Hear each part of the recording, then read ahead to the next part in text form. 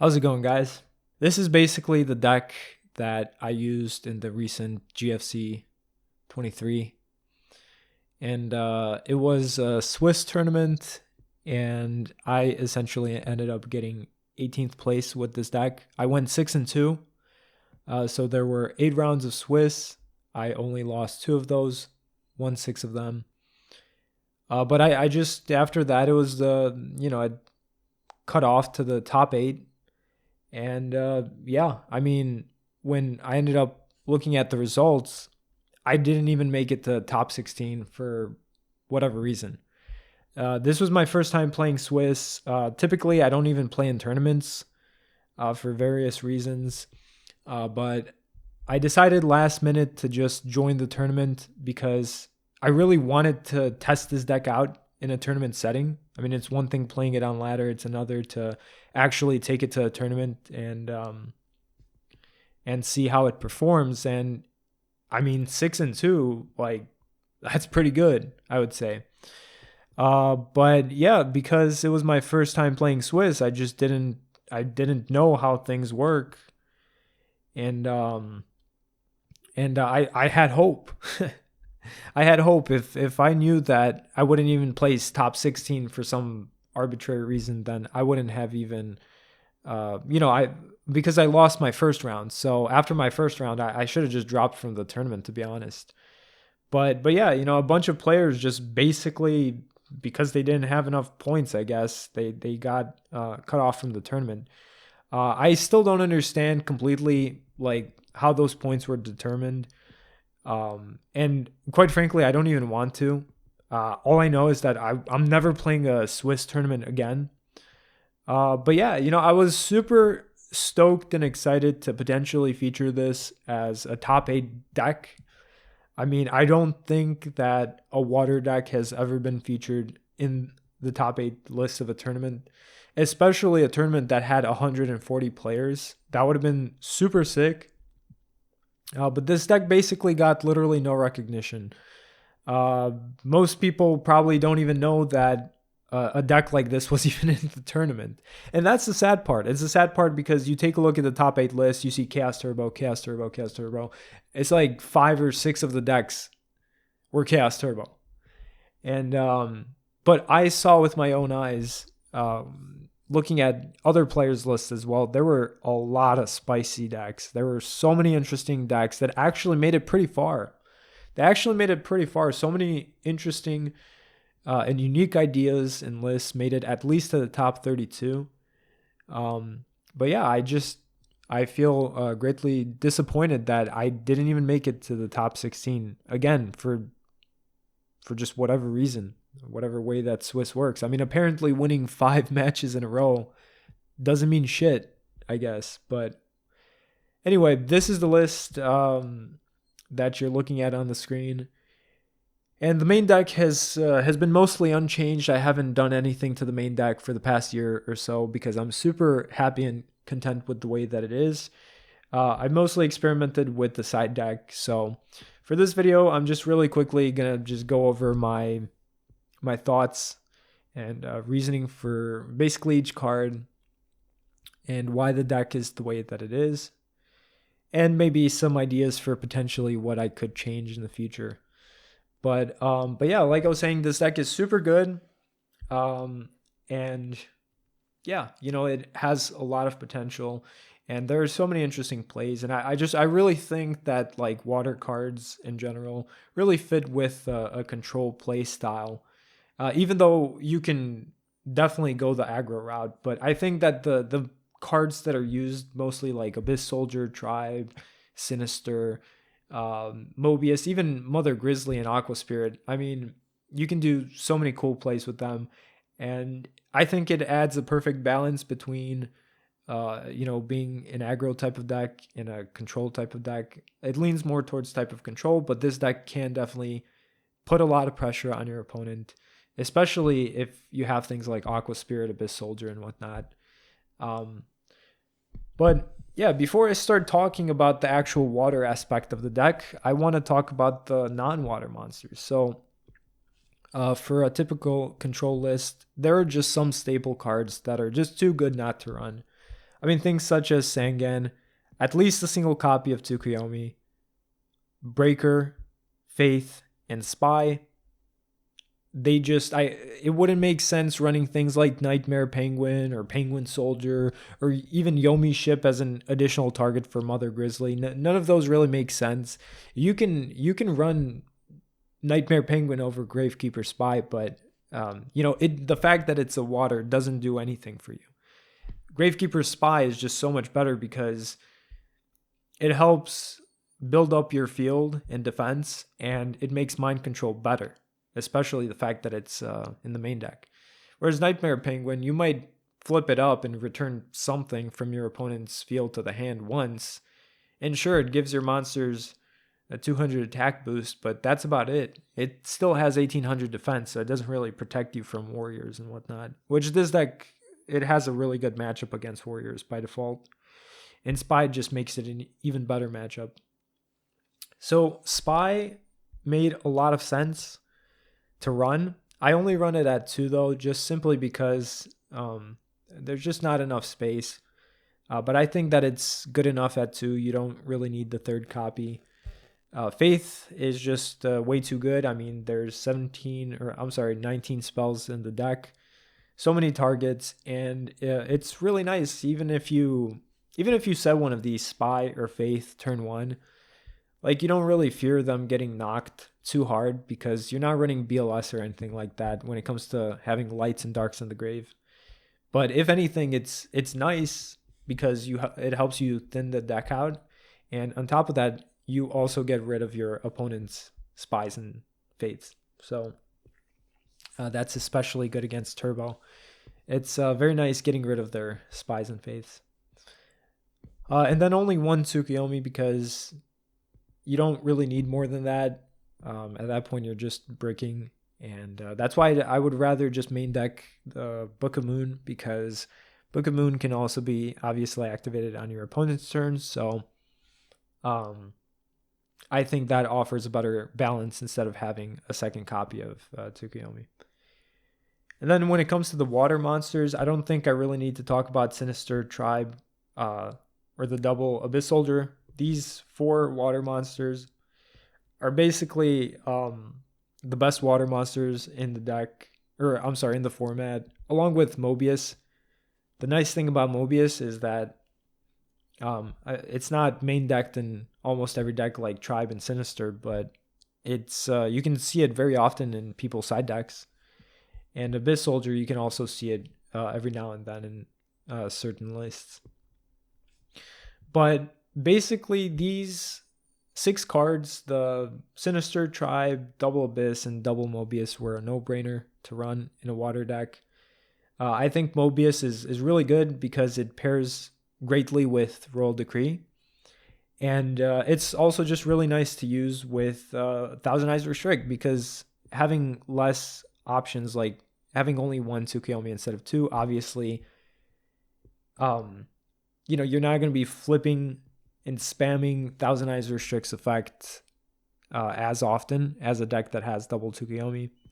So sometimes you want to be a bit more aggressive and push, and sometimes it's difficult. Like, you don't want to really stall too much, and you want to deal some damage, but sometimes it's difficult to actually get rid of your own Thousand Eyes Restrict. So Mobius really helps take care of that, because not only can I pop my opponent's back row to push aggressively, but I get rid of my own Thousand Eyes so that I can actually attack with the rest of my monsters. So Mobius is really good, and honestly, sometimes it's even really good discarding it as a water for Abyss Soldier, because you might not get its effect, but you can bring it back with Premature Burial. All of a sudden, you have an 1800 attack monster paired with a 2400 attack monster. So that's 4200 damage right there, which is pretty neat. But yeah, there wasn't much to think about when it came to those. I just think that, they had automatic entries to the deck. The only 4 other cards to really talk about when it comes to the monster lineup are the double Mother Grizzly and double Aqua Spirit. I think out of the remainder of the water monsters, like I said, these 6 water monsters right here are the best. Well, in reality, it's 4, but I just have multiple copies of them. But anyway, the next best water monsters are basically, in my opinion, Mother Grizzly and Aqua Spirit. Just like in Earth Aggro, even though a lot of people don't really like running Giant Rat, a lot of people still do run Giant Rat. So people run Giant Rat and Gigantes and stuff. So I just applied the same logic. Just run some Mother Grizzlies and Aqua Spirit. Mother Grizzly helps keep some field presence, and I really don't think that it needs any targets. I mean, sure, you could maybe side in a Yomi ship or even a Mermaid Knight. Yomi ship against things like a Serra Priest, and Mermaid Knight against control lists, which actually I really hate playing against control lists, because when your opponent just fills up the field with a bunch of scapegoats, it just makes your creature swaps a lot worse. And it's just, this deck being a little bit more aggressive than standard control list, it's annoying to deal with. So having that would be nice, but I just think that having a Serra Priest is overall probably better. But yeah, Mother Grizzly going either into itself or Sinister Serpent is already good enough. Bringing out Sinister Serpent with Mother Grizzly is pretty nice because it makes Abyss Soldier alive much faster. And tributing Sinister Serpent for a Mobius or getting to use it with Metamorphosis is also pretty nice. So, and yeah, just having Mother Grizzly hit the grave, and if you bring out another Mother Grizzly with it, you basically have enough fuel for both Aqua Spirit. And Aqua Spirit is also a really nice card. Unfortunately, its stats could have been... I wish they were better. I wish it was like 1800 attack or at least 1700 attack. That would have been pretty nice, but it's still good because its effect isn't the worst. If your opponent has some sort of a monster on the field, even if it would otherwise beat Aqua Spirit because it has better attack stats, it doesn't really have the ability to do so, because once its battle position changes, it can't go back to attack position to attack it. So in a way, you can use this card aggressively, but also defensively. And this actually pairs up super nice in the mirror match against, control lists. When you basically have 1,000 eyes on the field, if you bring out Aqua Spirit, you can still use its effect to basically change the battle position of an opposing goat token. So at that point, you could just keep attacking in a way, it's like you're attacking your opponent's life points directly. But yeah, all in all, I would say that everything synergizes pretty well. And I really like the monster lineup. I also really like the spell lineup.